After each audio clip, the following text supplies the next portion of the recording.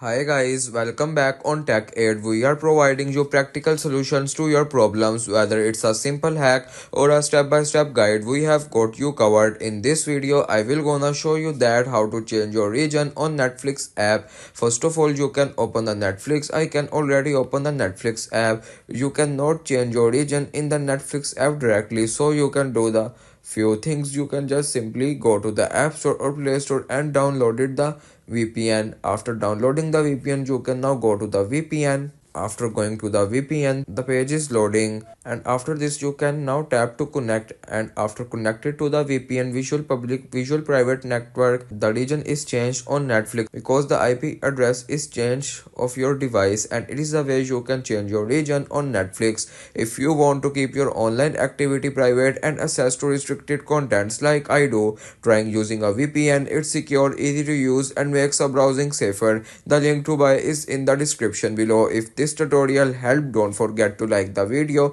and subscribe for more practical solutions. Got questions or need extra help, drop a comment below and we will be happy to assist. See you in the next one. Thanks for watching.